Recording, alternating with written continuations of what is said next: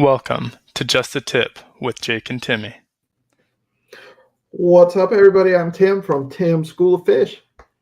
And I'm Jake with Uncommon EDC. Welcome to Just a Tip. We're joined by our special guest, Max, over at Gondek EDC. How you doing, Max? I'm doing great. Happy to be here. Hello, everybody. Welcome. Thanks for joining us. My pleasure. Yeah.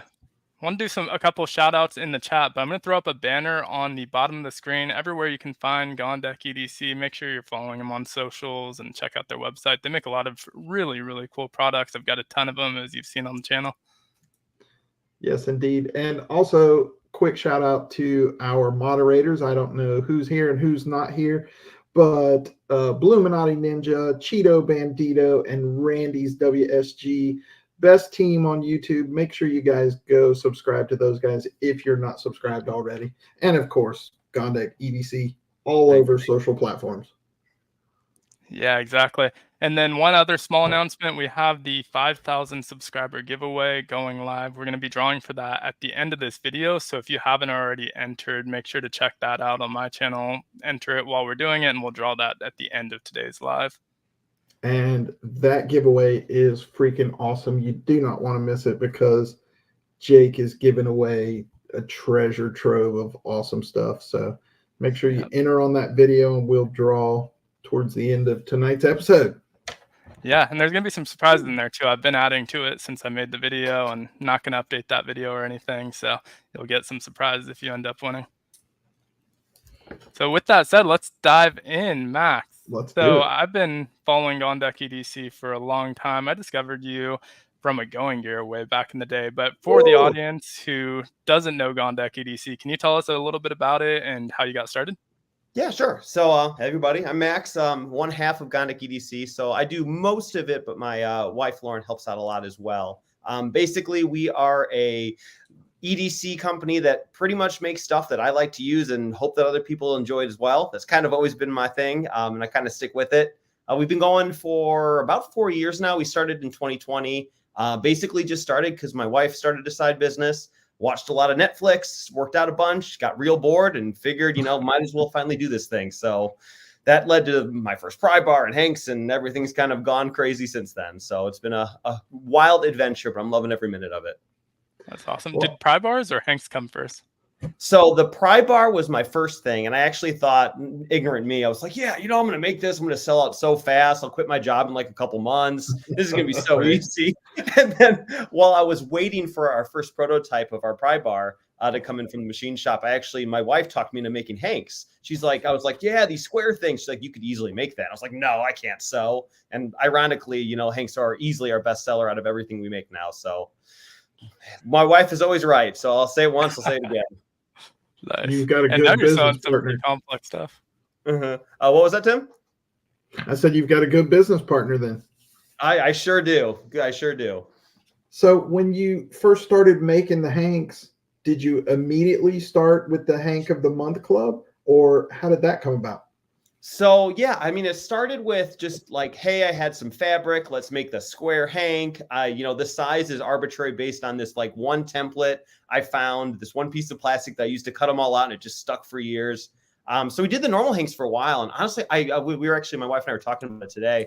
Wasn't sure when we started the Hot MC. It was like, 3 or so years ago. But it was her idea. The Hanks were starting to pick up a little bit. They became popular. And we're like, we're trying to think of, how do we expand the business? How do we continue to promote things? And, the Hank of the Month Club kind of came up as a fun idea where we could get really creative with the Hanks. And it's kind of one of those, like, you don't know what you're going to get. So you get we get to spend a ton of time in like really cool designs, ship it with everyone. And it's just like total awesome surprise. So, we love it. We've been doing it for a while now, and, no plans to stopping.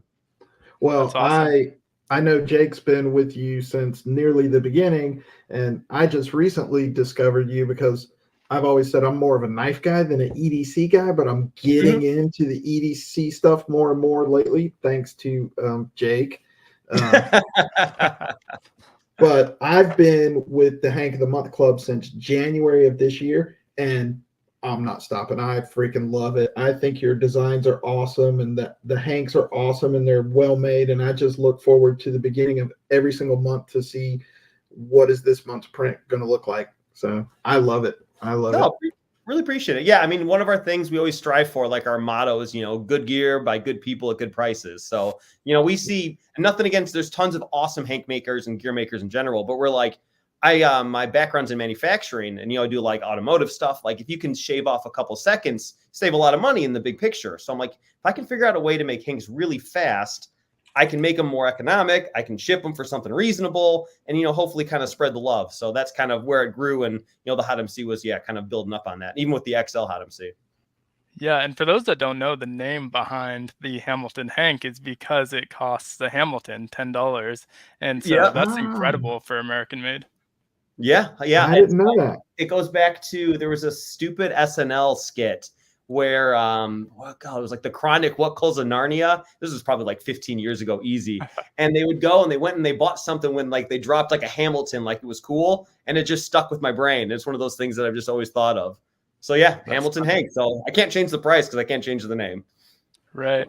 Now, I've been subscribed for probably about 30 plus months at this point, but there's not very many people. I think you mentioned in a letter that there's only 2 other people who have been subscribed since day one. Do you have any of the 1, 2, or 3, those early Hanks that most of us haven't seen? Yeah, well, I'm not physically on me. They're all upstairs. But yeah, I've kept one of everything. And actually, we're only down to one other than myself complete set. I actually saw the guy cancel. I was like, no. And he's like, dude, I have like hundreds of Hanks. I was like, I get it, man. I get it. But yeah, no, the first one we did was, it was I think it was a bingo game where like we live did it on our website and like drew the numbers, and like whoever got it first got to email us and got a prize. So we always try to like make it more than just, hey, here's a Hank, have fun. Like to throw fun stuff in there every once in a while. That's awesome. Yeah. Yeah, I was telling Tim before the show, I brought my 50 favorite GondekEDC Hanks. My little pitiful little stack right there, but one day I'll get there. I only have one on me. That's it. Just one this today. So you guys all beat me. Nice. So I saw on your YouTube channel, I don't know if you did, I think it was a short where you said you got a new sewing machine and you were pretty excited about that. So you don't have to answer this if you don't want to give away any trade secrets, but are you and your wife still making every single one of these by hand? Yeah. So the logistics and manufacturing for us is basically personally make every single Hank that ships these days, every single fabric good that ships. I mean, Lauren helps a lot with like upfront design work with like for like the MCP, for example. She helped me a ton to get to where it needed to be. And then once it was there, I kind of take over in manufacturing. So yeah, every single fabric good is made by these 2 hands right here. That's awesome. I love that. That is awesome. Yeah. Have you ever sewn your finger into one of the Hanks? No, but my wife has definitely stitched a nail before when she was sewing.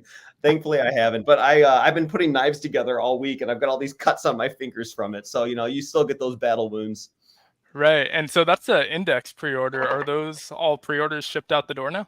Yes. So we got those out. Those actually shipped in, I think it was mailed either today or yesterday. So yeah, thank you everyone who did do the pre-order. Those definitely help, especially with the expensive CNC machine stuff. But yeah, those are all made, assembled, and right now working on all the extra knives for the upcoming, knife shows that we're gonna be going to. So really excited for that. Now, awesome. For those people that didn't pre-order, are they going to be able to grab one, and will they have to get it at a knife show, or will they be available at some point?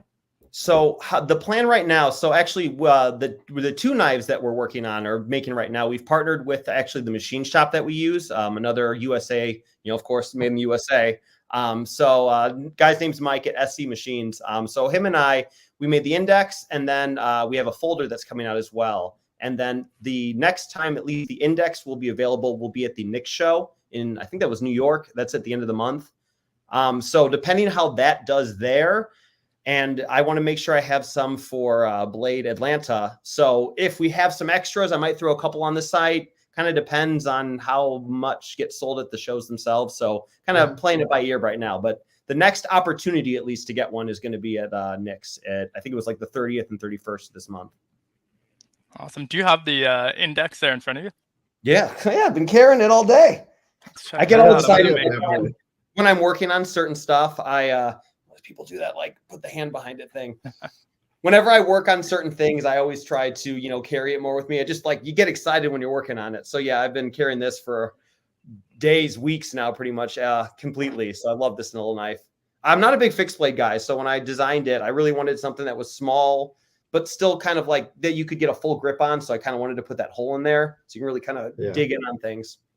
Yeah, that looks like it fills out your hand pretty nicely. Both me and Tim are getting more into fixed blades lately, so yeah, I just love how you can just beat them up. I mean, like if I have like a project, we've been redoing some stuff in our house, and like I'm grabbing this because I can chuck it in the corner. I was opening bags of like mortar with it, like you do whatever. It doesn't make a difference. And I feel like the folders, while I still beat them up pretty heavy, tend to be a little bit more careful. For sure. Yeah. Yeah, I agree. And with a folder, you have to clean it and make sure there's not gunk in the pivot. And with, like you said, with a fixed blade, you just don't even think about it. You know what I mean? Yeah. You can just beat the heck out of it. And I love them, and I'm starting to carry them more and more and use them for the task that I would normally use a folder for. So I'm really getting into the fixed blades now. Mm-hmm. Yeah, 100%. And for me, it's like, how do you carry it and how do you do it comfortably? Right. Like a decent sized fixed blade with like a bad design sheath that just like digs in you. I hate it. But like something that's kind of more small and compact that I can either like stick in a pocket in a way or kind of clip it to my belt. I love it. Yeah, super versatile. What's the that one's sheath perfect. look You can like just on drop that? it in your pocket. The sheath, yeah. So another handmade by myself item. So I've been making a ton of sheaths this week. But yeah, just pretty simple black Kydex sheath. Got a ulti clip on it that I love. I love these things because I wear athletic shorts all the time, so they work really well for that. But yeah. Yeah, no, they do not come off unless you want them to. Yeah, exactly. I actually tore a pair of pants earlier this week with it, trying to pull it off. Yeah, the first time I got one, I was like, how does this work? It's locked on there. How do I get it back off? And then you realize, okay, I just got to undo that clip. But yeah. They make great clips. I actually, because I needed to buy a ton of them, so I'm technically an authorized reseller now of ulti clips. So I had to chat with the guys, but they were awesome. I mean, really great company to work with. Again, made in the USA. Sent me some fun goodies. So highly recommend those guys for whatever you guys would need them for. Anyone would. Awesome. So speaking of knives, are there any plans for any other knives in 2024? So yes, very much so. It's kind of still a little hush hush. I'm going to start sharing more of it tomorrow. But there's a folder that we've been working on. So I won't share everything now, but actually that knife, we're calling it the Alchemist, will debut at the Nick show as well. I already got my post for tomorrow on Instagram. It's a nice little teaser of it. So I think through the next couple of days, I'll be sharing a little bit more info of it, kind of getting some of the buildup on it. But still, that knife and the index will both be available, at the end of the month there. And then same kind of thing. If we have some extras, we'll probably put a couple on the site, and we'll just kind of play it by ear that way. Nice. I love the name too. Alchemist is. Yeah.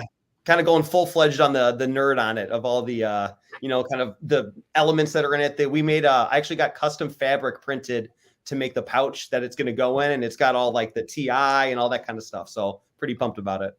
That's cool. Kathleen just put up a question.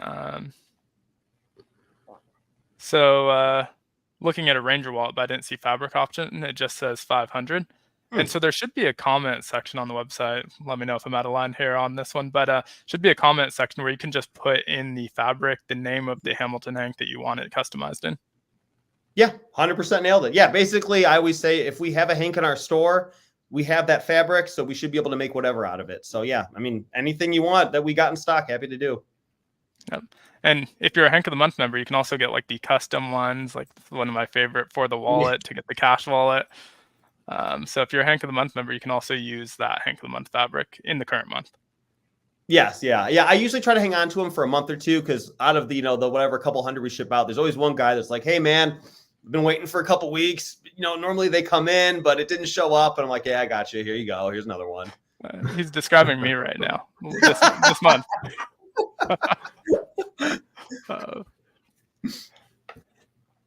Where were we at? So index, and we got additional knife design. So also just launched the modular clamshell pouch. So busy in terms of launches. Can you tell us a little bit about like the prototyping process? How many different iterations of this did you go through before you were ready for launch, and just kind of what went into that? Yeah, it's been a hectic month to say the least, or 2 months. So been kind of doing all this knife stuff in the background for probably 2-ish months now, getting them in, heat treating, finishing, working on sheaths, assembly, all that stuff.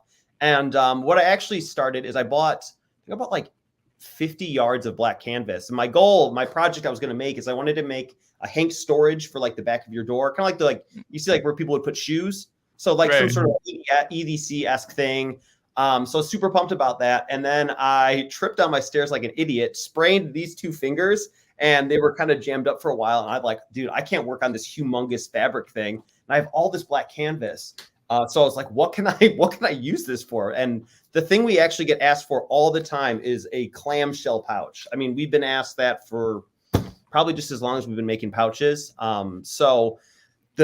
From like a technical manufacturing side, it is significantly easier to make what like our normal Ranger wallet style, kind of like a flat pouch is, compared to something that really opens flat. But I knew I wanted to do it. So I, grabbed my wife and I was like, okay, hon, like this is it. Like, I'm pretty sure this is going to be quite popular. I want to make a clamshell pouch. And she was like, it's going to be hard. And I was like, let's do it.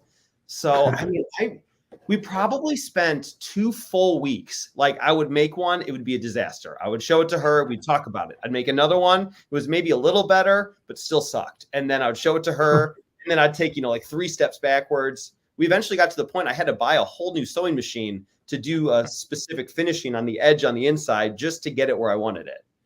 But yeah, it was a lot of work, a lot of trial and error. But we definitely got the design nailed, and kind of through the midst of all of that, I knew I was going to do a clamshell because that's, what everyone was asking for. And I was like, I always try to think like, what can we do different than what other people do? Like the Traveler, you can take it on a plane. If someone steals it, we'll give it back to you. The Hanks, they're $10. So we're like, what can we do with the pouch? And I'm like, modular. I was like, whoa. So then we started just playing with the Velcro idea and the modular inserts and all that kind of stuff. And it just kind of grew from there. And at that time, my technical skills of being able to make it kind of came together as well. So, with those two together, it really worked out nicely. Nice. And is there other inserts that are kind of brewing in your head that you think are going to be coming out soon? Nothing as of yet. I don't have it on me, but I mean, I already went ahead and I made what we call, so like, if I show you guys, I'm sure it's like right now, this is like, I call it the 2 loop. So there's just 2 kind of vertical loops. We have a 4 loop, which kind of holds 4 things sideways. I took one and I kind of spaced them a little bit differently in order to put my AirPods in there and then kind of shift them for some other stuff. So I did that myself. We actually added a custom insert on our website. So like the pouches, we have a custom option, and people have the most ridiculous ideas sometimes with those. So I'm just kind of waiting for those to brew with the MCPs, but there's only, I think there's only like 30 or 40 of them out there right now. So there's, we got to kind of build that base of that before people come in with the crazy stuff. I personally don't have any insane ideas off the top of my head. I kind of want to play with the wallet idea a little bit more, because I really like, what I'll do is I have my wallet in mind, and when I go somewhere sometimes I'll just rip it out, which is kind of the beauty of it. And I can put this in like a pocket if I have to wear like dress pants, and I come home, slap the thing back in the Velcro, and you're good to go. So I really like the modularness, but I kind of want to tweak the wallet design a little, but I don't know. Yeah. You kind of play it by ear. Yeah, I did the both of the loop inserts, so the 4 loop and the 2 loop. Mm-hmm. But I'm thinking about ordering a wallet to actually slap on the outside. So use all 3 inserts at the same time, and then I can just remove the wallet from the outside of the pouch. Nice. Yeah, we actually had another guy who did that. So the front is loop Velcro, so it works for patches. And he actually sewed hook Velcro on the back, which is actually blank, so he could stick a third on there. And then he was like, yeah, it's too thick. It doesn't fit in my pocket well. And he took it off. Yeah, that makes sense. Yeah. But yeah, it's like one of those teach their own. Like, I'll carry mine actually in the front pocket of my jeans, no problem. But yeah, some people think it's too bulky. Some people like things thinner. Everyone's a little different. Yeah, it really depends on the pants for me. Like, if I'm wearing tighter pants, it'll feel too bulky. But if I'm wearing like looser cargo pants, something like that, it feels just fine. But it depends on what you're wearing, I guess. Yeah. So besides your own Gondek EDC gear, Max, what other EDC gear or brands do you like, and what does your daily EDC carry typically look like? Cool. So what I carry that's Gondek EDC wise, at least right now, I've been carrying my MCP almost everywhere. Inside, I've got wallet. And then the other side, I have my Traveler pry bar, which is probably my favorite pry bar that we make. Poke pen, Gondek EDC. And then got one of these little guys, which has been really handy because I've had to use it to rip out the rivets in Kydex sheaths when I botch them. So that thing's come in handy a ton. But on top of that, I'll always carry a knife and a flashlight. So the knife kind of varies depending on the day. I've been carrying my index a ton. Been carrying the folder prototype and then even the production that I just made today a bunch. And then flashlight wise, unfortunately, Gondek EDC doesn't make one yet. I am a huge fan of this light. It is Dawson Machine Group or Machine Company. It's called the Ion Slim. So it's a little like AA flashlight, but it also takes the 14500s. I'm like super flashlight nerd. I love Okluma DCO. I have that. That's probably another one of my favorites. I tend to go to that like AA style 14500 like factor. Right. I don't want anything too bulky. But like, yeah, flashlights, like, dude, I nerd out on them. I love them. People come out with new flashlights. I'm always looking for it. The problem is like, I think everything I have other than my watch, which I'll show in a second, is made in the US. So like, I'm always, and again, there's nothing wrong with stuff made anywhere else. Like you can get great gear everywhere and you can get crap in the United States too. But like, as someone who's in, manufacturing in the US, I always try to kind of push for that. So finding US made lights is a little difficult and also a little pricey sometimes. Last but not least is my watch, which is probably one of my most worn items from the ED side. So this is a Hamilton Scuba. So it's my second automatic Hamilton watch. The first one I had, the crown unscrewed during one of the kids' baths, filled the thing with water, and it was just ruined. I was like, had it for years. I loved it. So now I got the Scuba because you can screw down the crown. But yeah, I love watches, but I'm not a watch guy because I'd probably have to like sell my house and my kids, and, get into that hobby officially. But I like to have like one nice watch I just use one. I don't need to switch them between a bunch. Thankfully, I haven't at least got to that point yet. Yeah, exactly. Yes. One day I would love to get. Yeah, that's down the road. Yeah. So quick follow up to that. Were you always an EDC guy and a knife guy, or how did that come about? So it kind of evolved. So I'm a mechanical engineer by my degree. When I graduated, I, by dumb luck, ended up in the industry called die casting, which you basically melt aluminum and like zinc and magnesium. You shoot it really fast in these tools. You make shapes. It's used a lot in automotive and that kind of thing. With that and being in manufacturing, I was on like the floor a lot, looking at stuff, opening boxes. And I'm like, dude, I need a knife. So I got, it was a CRKT Kiss, it was like a little dinky thing. And it's like, it's only got a scale on one side and it just folds open. Awesome little knife. It was like $50. I love the thing. I don't know where it went, but that was like my first nice knife. And then I carried that and I'm like, oh man, you know what? I'm always looking at defects on these parts. Like I need a flashlight. So then I went and bought a flashlight. And then I'm like, you start like, oh, I'm looking up for a good flashlight I carry all the time. And then like EDC popped up and just mind blown. And then I just like jumped right in. This was probably 10 or 15 years ago. So like I've gone down different paths of like, I want to carry all this kind of stuff and then all this kind of stuff. Remember once I had everything was just carbon fiber. I was like, I will not carry anything that isn't carbon fiber. So yeah, I mean, it evolves over time. But yeah. It's funny. It's a deep, dark rabbit hole too. Seriously, it is a deep rabbit hole. Yep. I was just going to say that for me, I'll get really into something like, okay, I want everything brass or everything titanium. And then once I get it, I'm like, okay, I'm over this. What's next? So now I want everything carbon fiber. The perfect brass EDC. You're so happy you got all these and you're like, you know what? I think I'm feeling titanium now. Yep. Yeah. Exactly. So I mentioned earlier, I originally discovered you from Going Gear. Back before I had a YouTube channel, I was still subscribed to Going Gear back then, and you had the brass Traveler in there. Mm-hmm. And so how did that come about? Was that something you were actively pursuing, or did they reach out to you? So this calendar year has really been the first year that I've tried to like personally push Gondek EDC more. Like, hey, let's talk on things. Let's go meet with people. Let's go out to shows. So this was, years ago. And I'm like, this was after I realized I wasn't going to just instantly sell out. But but it was before I had enough courage to like go start talking to people about all this. Right. So, I'd posted on Instagram, Facebook, all that stuff. And I've always been a big Reddit guy. I loved Reddit. I've always used it for just looking up stupid things and whatnot, just killing time. And there's the subreddit, it was like r/EDC. And I'll post pictures in there periodically. And, I find sometimes, like it might lead to a sale, or I might, have really great conversations. So I was doing that, every once a week, once a month, whatever. And one of the guys that worked at Going Gear was on Reddit, saw a couple of my posts and just happened to reach out to me.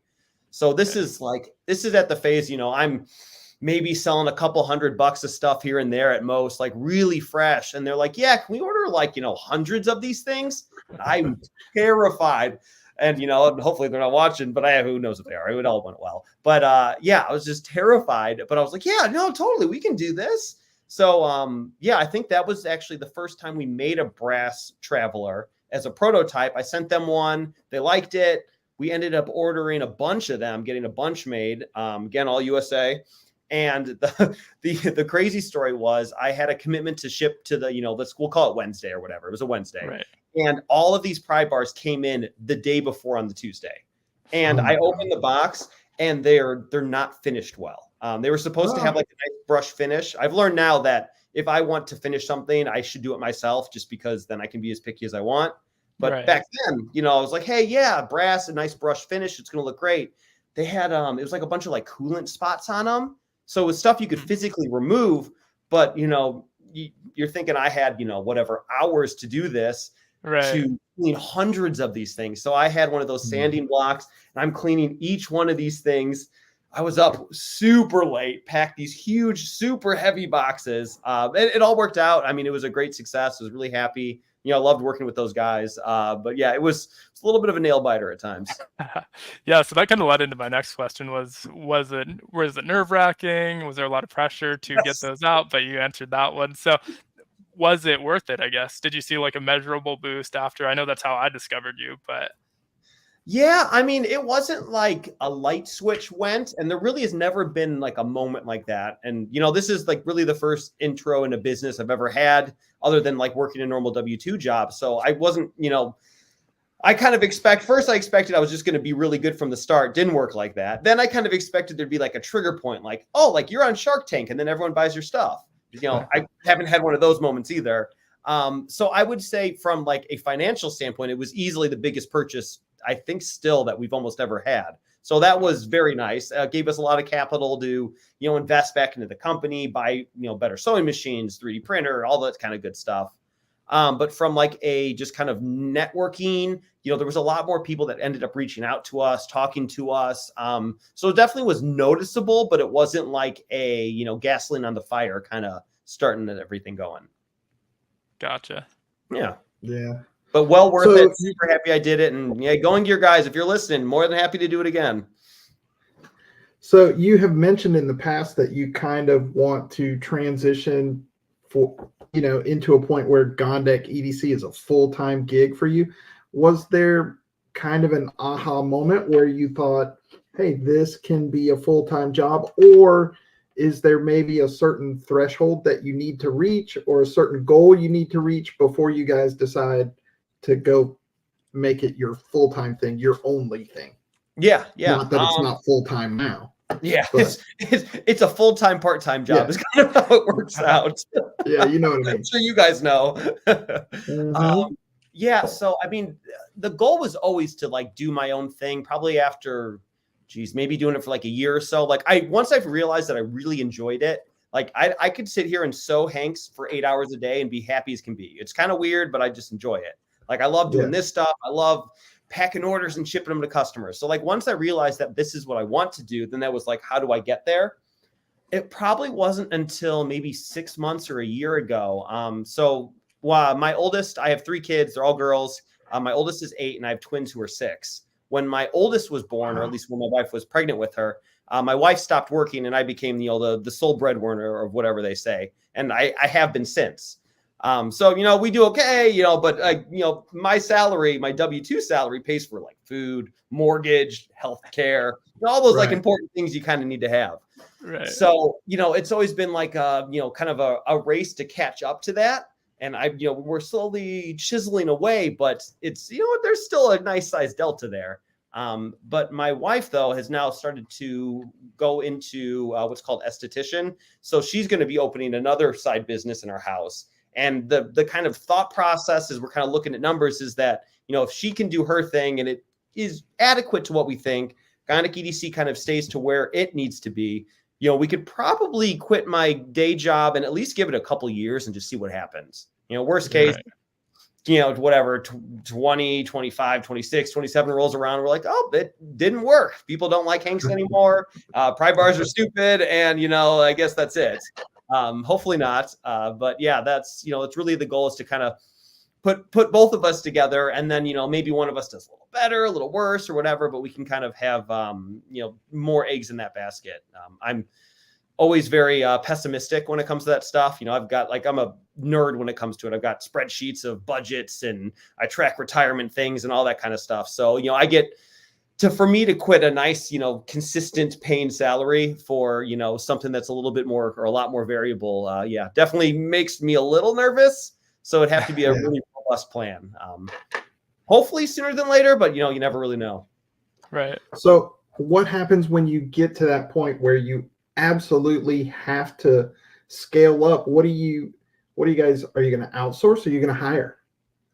Oh, so that's a good question. One of the things we've talked about, even if GondekEDC and then between that and my wife's business becomes adequate enough to kind of maintain our family, we've talked about do I keep the day job going until it becomes a hassle? Like you're saying, where I can't physically do both. Right.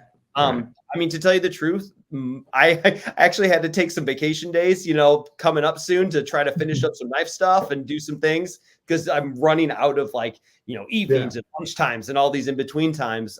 So at least the last month or this, or two, we're kind of hitting that a little bit.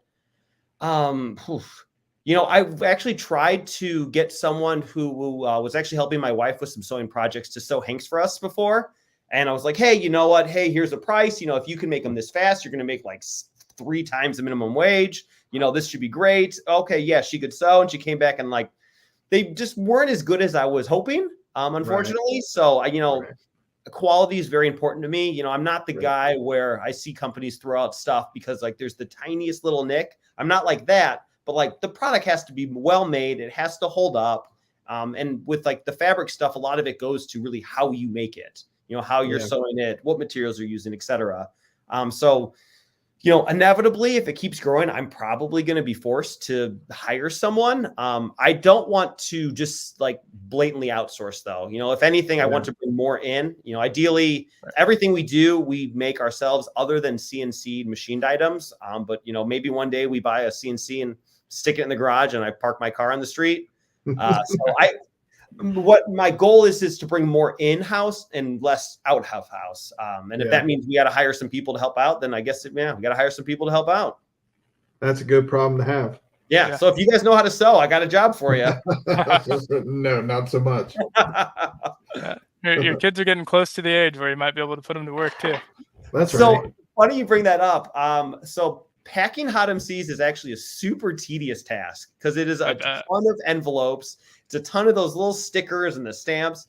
So my oldest was trying to make some extra money to buy stuff for a room or whatever. And I was like, hey, you know what? If you help me with this, it's literally just stickers. It's put flag sticker, top corner, name sticker, center. I was like, just like this. She's like, I can do that, Dad. So I gave her a couple bucks. She helped me for a half hour. It was a win-win. So, already drafted a little bit. There you go. That's right. There you go. So we've talked a little bit about, I guess, Hanks and knives and a little bit about pry bars, but what's your go-to pry bar? We have a couple of them. What's your go-to and when do you switch to some of those others? So day to day, every day, I'm definitely carrying the Traveler. I don't know if it's just because it was my first baby. I love it so much. We've been making it for so long. I don't know. I love the ergonomics. It's loosely based off the Benchmade. It's scale, so it's got the same shape, which was one of my favorite knives because it just fit my hand really well. So I carry my Traveler a lot. I always carry it when I travel, thus the name.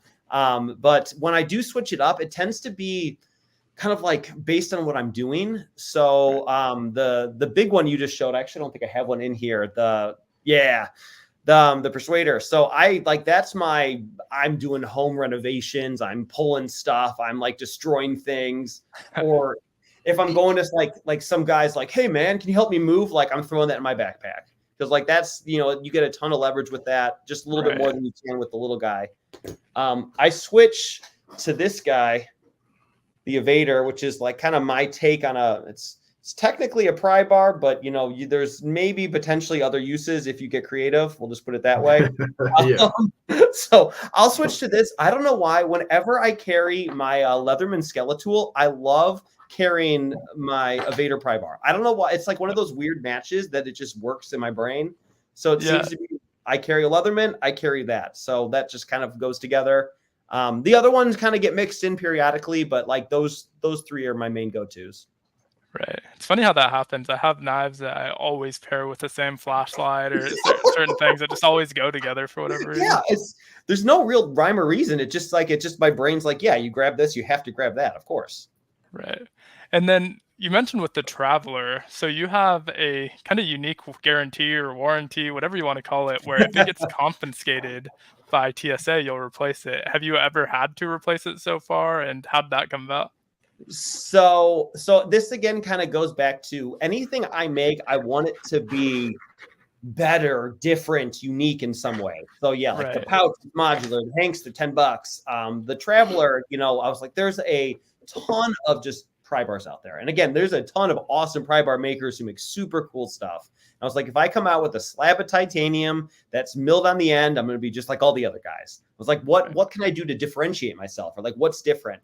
And at that time, this was actually kind of shortly after I left one job where I traveled a ton. So I was always on planes, traveling all over. And this was after I became an EDC nut. So I hated leaving my knife at home. It just drove me crazy. So I think at that point I had like a Lynch pry bar, and, I carried that regularly. And I was like, dude, if TSA takes this thing, I'm gonna be super sad.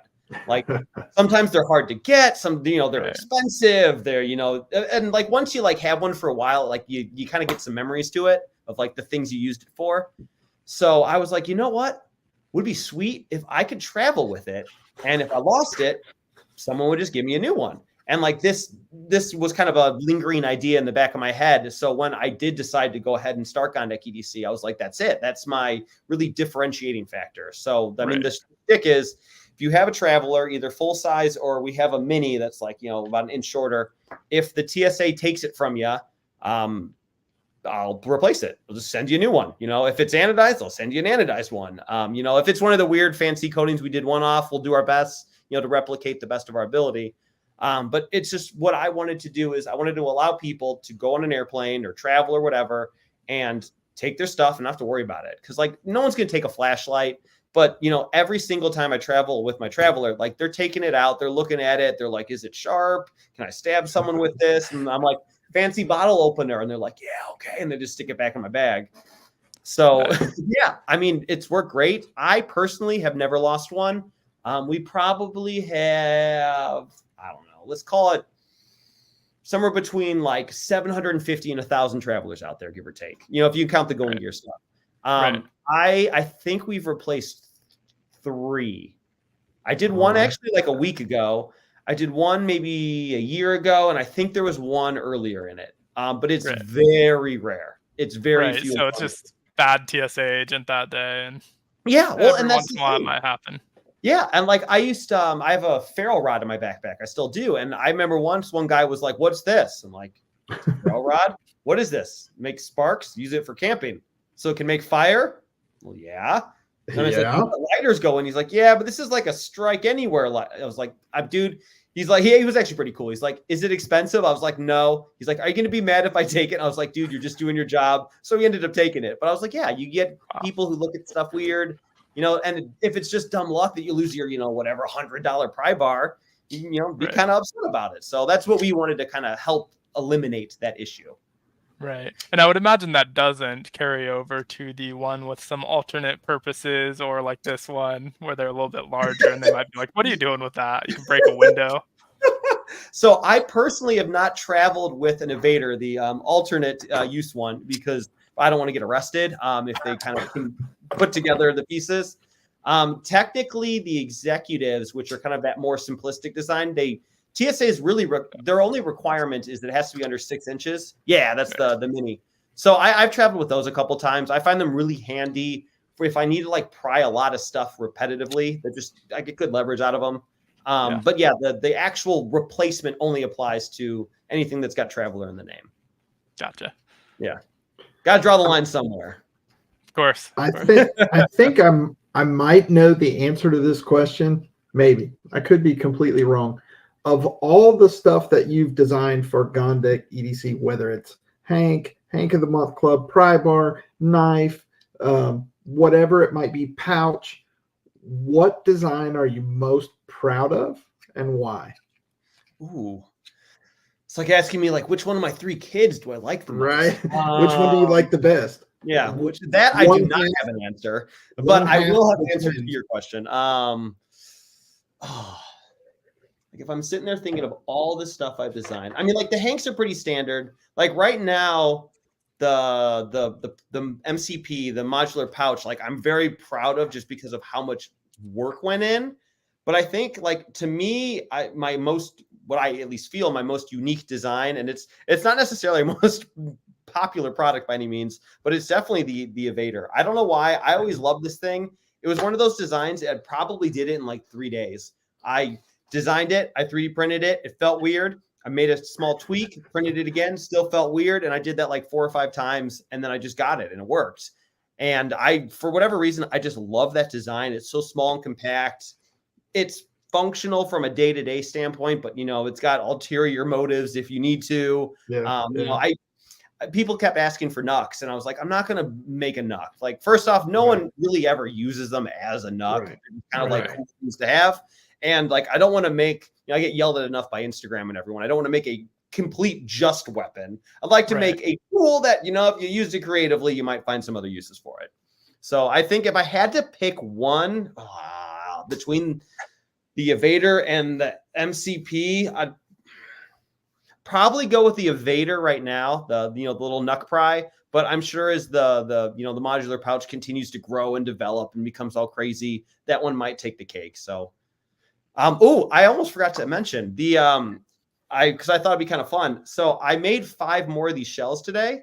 So I actually added 5 to our store. They've been sold out for a while. We make 10 or 15 of them at a time, and they're kind of tedious to do so. So I actually added 5 to the store if anyone wants to go take a jump on them. I didn't announce it anywhere else. I figured I'd give first dibs to anyone who's listening. Awesome. Yeah, I know when I published the video on that one of the comments was like, oh, just like a lot of these pouches, they're all sold out. And I'm like, trust me, it's not going to be the case here. Stay tuned. There'll be more, Exactly. And it's like, it's really, if it wasn't so crazy of a month with all the knives, I'd probably just stay on those enough where I could just make them normally in stock. But, I've pretty much got to spend all of my, free time this week and last week doing knife stuff. So I'm like, it's going to be like, put a couple pouches in the store when I can squeeze them out. And then, hopefully in the next month or 2, we'll get to that normal. I don't like drops. Like, I know it's a big thing in the EDC world and whatnot, but like, personally, I like, hey, I got a new product. It's in our store. I'm going to do everything I can to keep it in stock. So that's kind of how we try to do it. For sure. Yeah. And on like our end, the consumer level, where I like that when everyone can just get it, there's something exciting about a drop where like when you get it, there's something that feels great about, okay, I got it. But when you miss, it just sucks, it sucks for everyone who can't get it. That's what I was going to say. I absolutely hate drops because I miss on all of them, especially GEC knives. So I absolutely hate drops. Oh, I mean, truthfully, I do too. I've been trying I was saying flashlight nut, and Okluma finally came out with, they were making another round of 18650. So like the bigger battery lights. And like, dude, I was like, I will pay whatever. Like, I am going to go for this. Right. So my wife and I were like, got the mouse ready. It was sold out in like, 3.4 seconds. Ridiculous. Yeah. And I'm like, oh, and like, and like, I get it. Like, they've got more demand than supply. Like, as a small business, I understand how difficult it is sometimes to keep up on these things, especially if you become very popular. But yeah, our goal and just trying to be a good guy is just keep stuff in stock. So if someone sees something they like, they can go buy it and, try it out. Yeah, a little bit off topic, but did you see the Blade Show Texas tactile turn CWF flashlight? I did. So I was first off, I love the CWF flashlights. I had the micro click for a while, but then I kind of gave up on the dinky batteries and I was like, get rid of them all. I have a small bin that I won't buy any more stuff that fits in that bin. So once I fill it, I got to start selling things. But they just came out with the 14500 light and tactile turn, whatever. And like, it was weird. It's like CWF has the light, but then they also kind of partnered with them for the same light, but slightly different.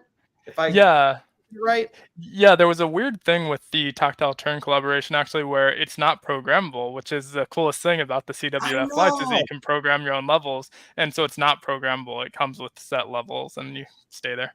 Yeah, no, I was kind of bummed about that. And then I actually was going to get the actual CWF one.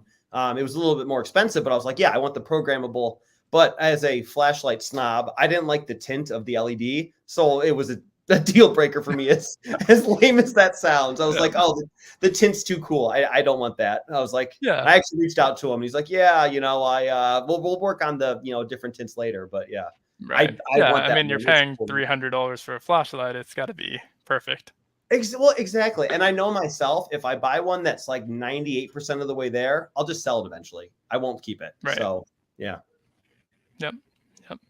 We All right. have. So I just wanted to say hi to Darren real quick. LD's Pocket Knives. He is in New Zealand, Max. wow. We have somebody from New Zealand watching the show.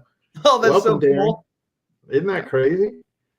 I have no idea what time it is in New Zealand right now, but it can't be normal time. It's got to be like 8 in the morning or something. Yeah, something weird. Yeah, probably a little bit less so with our live show just because it's so late in the evening. But we do have a lot of international viewers. Do you ship internationally, and what's that look like? We do actually. So, how we kind of do it is, anything domestic with the United States is just like $5 shipping, pretty standard, easy. Anything outside of the US, we just do $20 in shipping. So that almost all the time covers it. Sometimes it's a little bit more depending on what you're shipping and where it's going, but it seems to be pretty reasonable. I mean, a lot of our stuff, we do a lot to like Canada, Germany, the UK, but like I actually just sent some stuff to Saudi Arabia. I had to use DHL for that. That was real expensive. Yeah. But yeah, like, I mean, we've got stuff all over Israel. There's somewhere in Africa, I remember I shipped to recently. That was a new one for me. South America. I mean, every continent but Antarctica as of yet. So, we're working on it. Someone's got to order from there eventually. Yeah, right. Yeah, for sure. That's cool. Yeah, I wasn't 100% positive. I thought you did international, but I didn't know the details behind it. So yeah, the trick too is, and if anyone's listening, it's international. If you just want a hank, if you buy one hank, we'll ship it just like we do all our normal hanks, where we stick an envelope in it. But there's these things there. Let me see if I got one. They're called international stamps, and they're like more expensive than a normal stamp, but they basically allow you to ship a normal letter anywhere in the world for like $2. So our international shipping for one single hank is $2. So like, if I'll have people sometimes who know the trick and they'll buy like 10 hanks one at a time. because it ends up being cheaper than the it ends up being cheaper that way. So I'll see like these orders from like some guy in Germany. You'll get like 5 hanks like back to back to back to back. So it's always pretty funny. But yeah, no, I gotta spread the love anywhere international, as long as it can get there. Some places are a little iffy. Yeah, for sure. For sure. Now, we have go ahead. Just real quick, have you shipped pry bars internationally, and will they get seized by customs? Yeah, I mean, so pry bars generally we've shipped a bunch to Canada, no problems. Shipped a few to Germany, no problems. I mean, when I have to give it the actual number to like state what it is, I call it a bottle opener. So maybe that helps. Could probably. Yeah, I actually just shipped an index internationally. I forgot which country it was to. So fingers crossed that one makes it. That one I had to dictate as a knife. So we'll see. But yeah, right. So no, I mean, we're more than happy to ship stuff wherever. Sometimes it takes a little bit of time to get there. Like international stuff can take sometimes like 2 weeks to a month. But almost every case it makes it. And if it doesn't make it, they usually just ship it back to me. Awesome. Yeah, I saw the UK knife laws are getting stricter in April, even from shipping locally, that Royal Mail will no longer ship knives starting in April. And so you can still ship them with like private services, but it's pretty crazy. Oh, It geez. is very crazy. It's Yeah. just, that's too bad. Yeah, it's tough to stay on that stuff. I always got the little disclaimer on our website, like, "Hey, know your own knife laws," because I barely know mine. Yeah, exactly. Exactly. Now, we do have a giveaway. So I have my 5,000 subscriber giveaway. If you haven't already entered, I would go enter right now because we're going to draw very soon. But we also have a little bit of time if you want to put questions in the chat for Max. And so I'll wait a couple minutes to draw, but we'll share the screen and get that drawn here too. That's yeah, exactly. awesome. 5,000? Heck yeah. That is a solid number. Yeah, I'm a little bit late. When I posted the video, I was at 5,600, and now I'm at 5,800. So yeah, a little bit late on the giveaway, but a lot of it was I wanted to do like custom stuff. So we have the custom Hank in there, we have the custom Zippo, some Ranger eyes and stuff like that in there. So a lot of channel swag for like people who have been supporting and wanting swag. It's in there. So we have like the Ranger eyes at the end. Jake, where did you get that custom Hank? Ooh, good question. So you can order custom Hanks with whatever print you want on GondekEDC, and No way. I believe it's the first Hank is $30 and then $10 per additional. So if you order a nice handful, it gets pretty efficient and not that much more than their Hamilton Hanks for some custom Hanks. Oh yeah, well, that's actually my one Hank I'm carrying now. I printed a picture of my daughters on fabric. Very nice. So it's like the EDC equivalent of like, having your kid's picture in your wallet. Yeah. Very nice. Yeah, that's really cool. I will tell you that I've been looking around to get some with my logo made, and I've priced them out, and your pricing is better than anybody. So, if you order 10 of them, 12 of them, it's the best pricing. So for sure. And, looking at Jake's custom Hank there, obviously it's very well made. So much appreciated. Yeah. And quantities get bigger. We've done, do rounds of like 50 Hanks for people. We can usually teeter it down a little bit more. Again, I'm pretty efficient at making things as long as it's a lot of the same thing. So try to share the love when it comes to the savings. Yep. Yeah, for sure. All right, so I'm going to share my screen, and I actually don't know how to do this, but we'll figure it out together. Where are we at? So we're going to share just the window, I guess. Perfect. So I got this random comment picker, pickawinner.co, and basically you just put in the link, which we're going to do here. And let's see how many entries we got. We're going to do no replies and keyword filter. I think I did uncommon. It's like .com without an M. Yeah, exactly. I'm gonna laugh if I win. Perfect. All right, so we have 147 entries. You do not have to be here. I know some of these entries are worldwide. This giveaway is international friendly, so it could be shipping anywhere. So we're going to go ahead and pick a winner. This one doesn't do the kind of random showing off all the different accounts. I wish it did, but let's go ahead and pick our winner. All right, Mia Yu. Great video, my friend. Keep up the good work. Uncommon to 10K. Congratulations. And I'm just going to go ahead and write that down. We're going to give a couple sets of Ranger eyes away. It's just kind of a consolation prize as well. So we'll draw that in a second here. But let me just make sure I get this written down. But awesome. Thank you, everyone who participated. It was a lot of fun putting it together. I enjoyed the stuff that's in there and also threw a bunch of random stuff in there since I published the video. So that'll all be a surprise for that winner. But let's go ahead and choose our next one. And so this one, we did a different video for the patches. That way we didn't get any interference there. So I think I have to refresh this page.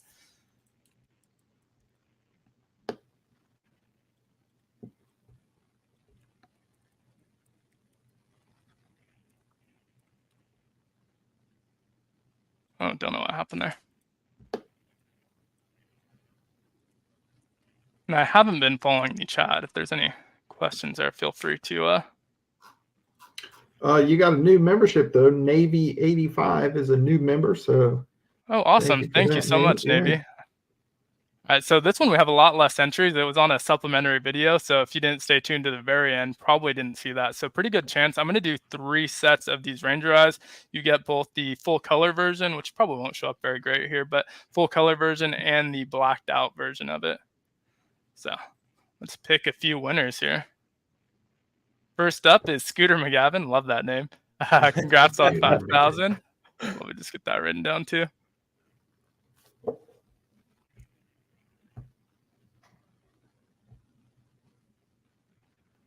All right, let's do a couple more of those. Congrats, Scooter. Pick another winner, and I believe it automatically pucks them out once you win, so we won't get any duplicates here. Join or Die 718. Got some great names here. Maybe a winner. Just the tip. Yeah, there you go. Probably should have looked into claiming that, but it might be claimed. Yep. And then Haruno Miya, channel regular too. Own a Wubin keychain flashlight, very useful. This one looks good as well. Common 10K. Congratulations to everyone who won. I'll get response to all of those comments and then just email me. My email is jacob@uncommonedc.com. Make sure not to email any like random you won that don't come from my account because it's most likely a scam. But I'll get emails out tonight and hopefully ship those out tomorrow if you get me your shipping info. But congrats to everyone. Awesome. Awesome. All right. Is there anything that maybe we didn't cover that you want to promote for GondekEDC? I know one thing I want to mention on the bottom of the screen is your Instagram and then the Facebook group. Lots of cool stuff going on in the Facebook group as well. So if you're on Facebook, it's a really cool way to, learn more about what's going on and see how other people are carrying too. Yeah. Yeah. No, I mean, geez, you guys asked a ton of awesome questions. I mean, you pretty much got me to say all the cool things that I wanted to share. I guess if anything else, I always like to say I'm an open book. I love to chat about gear and stuff. So if you have questions about our stuff, about any stuff, I'm always happy to talk. So just feel free to reach out on Instagram, Facebook, through our website, email, any way you can get a hold of us. There's a ton of different ways. So we try to respond quite quickly. Usually it's pretty much just me responding, maybe my wife, but you're getting one of the two of us. So yeah, just come say hi. Happy to chat. Yep, for sure. And I'll say that even back when I was like first, I think the GondekEDC Hank of the Month was my 3rd video ever. And back then I sent you a message and you responded when I had 10 subscribers. So definitely accessible. I'm always there to chat. Yeah, I love talking to people. And like I know some guys are like, yeah, I only want to talk to big channels. Like I had a guy reach out to me. He was like, yeah, doing a giveaway on Instagram. Wonder if I could have a Hank to give away. He had like, whatever, a marginal file. I was like, yeah, man, go for it. So we love doing that stuff. If you got a crazy idea, just go ahead and holler. Yep, yeah, for sure. Awesome. All right. Well, thank you, everyone. Congrats again to the winners. Thank you, Max, for coming on. Definitely appreciate it. We're going to drop the stream and then we'll stay online for a couple minutes to chat afterwards. But thanks again, everyone. We really, really appreciate the support and great show. Cool. Thanks, everybody. Max. Thanks, guys. Thanks, everyone. Bye.